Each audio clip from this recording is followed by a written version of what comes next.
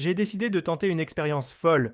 Que se passerait-il si je m'entraînais dans différents magasins de sport, et même dans des magasins qui ne sont pas spécialisés dans le sport, pendant 30 jours? Hé mec, qu'est-ce que tu fais ici? Oui, je vais utiliser uniquement le matériel disponible dans les zones de démonstration. Des haltères aux barres de traction et barres parallèles. Et à la fin, nous verrons, est-il réellement possible de se remettre en forme en utilisant uniquement ce qui est déjà disponible dans les magasins? Et comment les gens autour de moi vont-ils réagir? Bonne vidéo.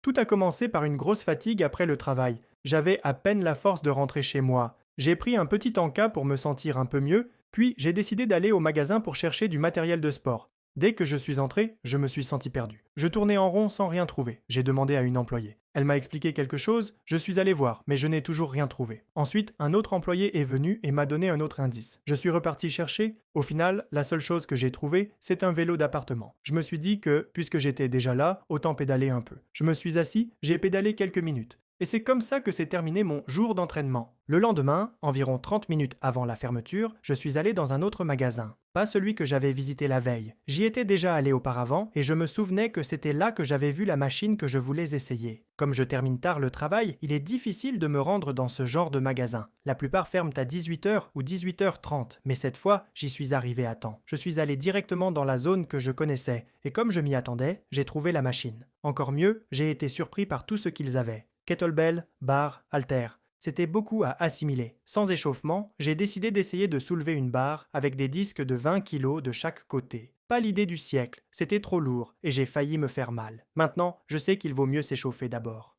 Puis j'ai vu qu'il y avait des disques plus légers, mais au lieu de les utiliser, je suis passé au développé couché. C'était plus facile. J'ai fait quelques répétitions. Soudain, j'ai entendu quelqu'un parler derrière moi et je me suis immédiatement senti mal à l'aise. Dans les lieux publics, je me sens souvent tendu, surtout quand je filme quelque chose. J'ai l'impression d'être trop visible, trop exposé, même si personne ne me regarde vraiment. Ensuite, j'ai trouvé un kettlebell de 6 kg, trop léger. J'ai essayé celui de 8 kg, mais il était inconfortable à tenir. Il n'était pas conçu pour ce type d'exercice, et j'avais peur d'abîmer l'étiquette collée sur la poignée. Il restait environ 15 minutes avant la fermeture. J'ai repris la barre, j'ai remplacé les disques par des plus légers, 7,5 kg de chaque côté, et j'ai fait 10 curls pour les biceps. Ensuite, j'ai fait 15 développés couchés. Le poids n'était pas énorme, mais je le sentais quand même.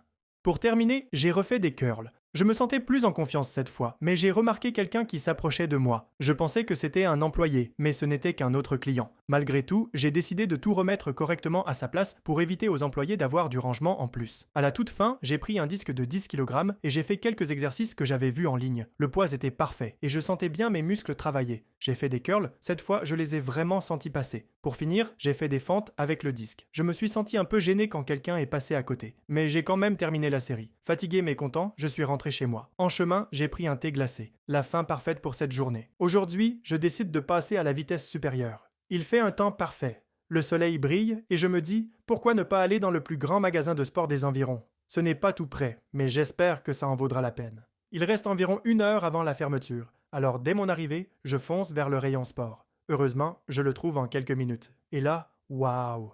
Il y a tellement de choses. Gants de boxe, tout un tas d'équipements de fitness. C'est beaucoup à assimiler. Mais ce qui me surprend le plus, c'est qu'ils vendent ici des barres de traction et des barres parallèles. Avant de faire quoi que ce soit, je m'échauffe. Pas question de zapper ça. Puis une idée me vient. Pourquoi ne pas me tester et voir combien de tractions je peux faire? Ce sera amusant de comparer à la fin du mois. Je commence fort, mais le rythme ralentit vers la fin. J'en fais 9. Pas mal pour un premier essai. Mes mains glissent. Difficile d'avoir une bonne prise, donc je compte ça comme un peu plus que ça en a l'air.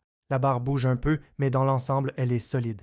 Est-ce que ça vaudrait le coup d'en acheter une comme ça? Dites-le moi en commentaire. Ensuite, je teste mes dips sur les barres. Je ne prends pas de pause après les tractions, mais j'arrive quand même à faire 15 répétitions. Franchement, je suis content. Puis, j'ai envie d'essayer quelque chose de nouveau. Je prends une paire d'haltères. Pas d'étiquette dessus. On dirait que quelqu'un les a déjà testés. Je viens juste de faire cette série, mais j'ai oublié d'enclencher l'enregistrement. Donc, on recommence. Je prends 2 haltères de 10 kg, je m'assois sur un banc incliné et je pousse. Ça travaille bien la poitrine. Ça ressemble un peu au développé couché avec barre.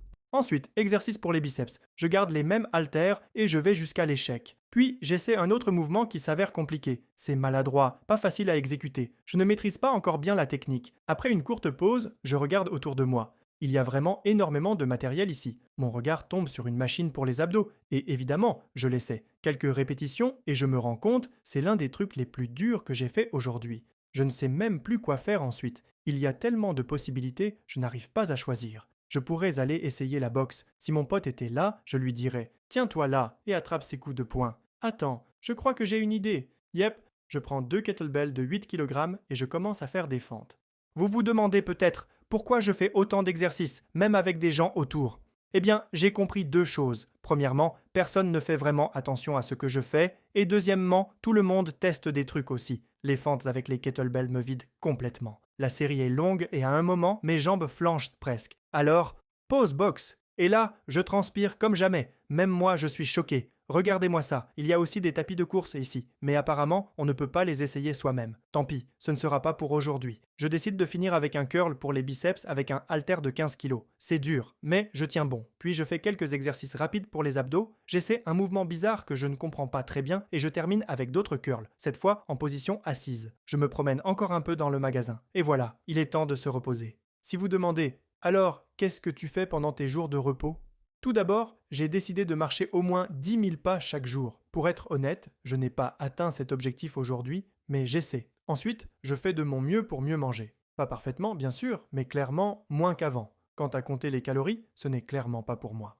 Le jour suivant, je suis passé dans un nouveau magasin. Il ne restait que des kettlebells de 10 kg. Alors j'ai fait quelques séries pour les biceps et les avant-bras. Puis je suis allé dans le magasin qu'on connaît déjà. Dès mon arrivée, j'ai remarqué quelque chose de drôle. Quelqu'un avait sûrement pensé à moi, parce que la barre était déjà chargée avec des poids plus légers. Évidemment, j'étais content, et je suis allé l'essayer tout de suite. Après ça, j'ai enchaîné avec des squats. Au passage, j'ai découvert une autre machine que je n'avais pas vue auparavant. Le poids était trop léger, donc j'en ai ajouté un peu. Ce n'était pas très confortable. Il aurait sûrement fallu que j'ajuste la hauteur à ma taille. Ensuite, j'ai fait du développé couché. J'ai ajouté 5 kilos parce que c'était beaucoup trop facile. Et j'ai fait une autre série. J'ai terminé avec des fentes parce que des jambes solides, c'est la base de tout. Et juste à la fin, pendant ma dernière série, un homme plus âgé s'est approché et m'a demandé quelque chose. J'étais très concentré, donc je n'ai pas compris sur le moment. Quand je me suis redressé, j'ai réalisé qu'il me demandait combien pesait la barre. Je lui ai dit que c'était plus de 20 kilos. Il a eu l'air surpris, a dit « Oh !» Puis il est parti. Après ça, tout s'est déroulé calmement et régulièrement. J'ai continué à m'entraîner. Je suis souvent allé dans de nouveaux magasins et j'ai visité d'autres villes. Mais globalement, rien n'a vraiment changé. Comme d'habitude, j'étais fatigué après le travail. Je passais dans un magasin, puis j'enchaînais avec ma séance. Je n'ai pas d'emploi du temps strict, donc j'essaie d'entraîner tous les groupes musculaires en une seule session. Je ne peux pas aller à la salle tous les jours. Si j'en avais la possibilité, je travaillerais chaque groupe musculaire séparément, mais pour l'instant, ce n'est pas envisageable. D'ailleurs, certaines personnes dans les commentaires de défis précédents ont dit que je m'entraînais trop souvent, presque tous les jours. J'ai lu ça et j'ai décidé d'en tenir compte. Maintenant, j'essaie de m'accorder plus de repos. Vous avez sûrement remarqué que j'ai commencé à me concentrer davantage sur les épaules. Je fais des élévations de kettlebell au-dessus de la tête et d'autres exercices. Parfois, j'utilise des équipements différents. Par exemple, une fois, j'ai porté un gilet lesté avec une plaque métallique et du sable à l'intérieur. J'ai fait des tractions et des dips avec. Mais, comme souvent, j'ai oublié d'appuyer sur le bouton « Enregistrer » de la caméra. Donc vous ne verrez pas ces images. Ce que vous voyez maintenant, c'est déjà moi en train de m'entraîner avec ce qu'il me reste d'énergie. Et vous, qu'en pensez-vous ? Vaut-il mieux s'entraîner à la maison ou à la salle ? Ce serait intéressant de lire vos avis. Le jour 18 a été particulièrement difficile pour moi. Dès mon arrivée, j'ai senti que je n'avais aucune énergie. J'avais mal à la tête et je voulais juste rentrer chez moi. Je me suis dit, je fais 2-3 exercices et je m'en vais. Mais pendant l'échauffement, j'ai commencé à me prendre au jeu. Ça devenait un peu plus facile et j'ai enchaîné les exercices les uns après les autres. Aujourd'hui, il y avait des enfants qui s'entraînaient à côté. Eux aussi essayaient le matériel. Je ne les ai pas filmés, mais on voyait bien qu'ils avaient bien plus d'énergie que moi. Quand la séance s'est terminée, je me suis assis dans la voiture, fatigué mais satisfait. C'était l'un de ces moments où je n'ai pas abandonné. J'ai fait ma séance et maintenant, je pouvais rentrer chez moi avec un vrai sentiment d'accomplissement. Pendant ces jours-là, je continue à progresser. Parfois, je n'ai pas envie de m'entraîner car il commence à faire très chaud. Mais je me pousse quand même parce que la chaleur n'est pas une raison pour arrêter. Eh bien, les 2 jours suivants, j'étais vraiment très occupé. Oups! Le 25e jour a commencé par un échauffement. Après tout, c'est un jour important. J'ai couru un peu sur le parking parce que courir à l'intérieur du magasin aurait été un peu bizarre.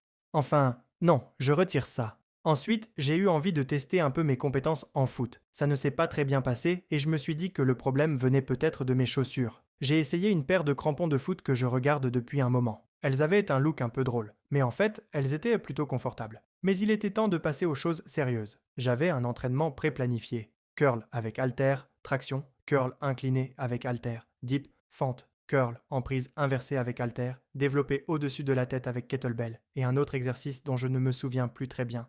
Un peu plus tard, j'ai repéré des haltères de 20 kg.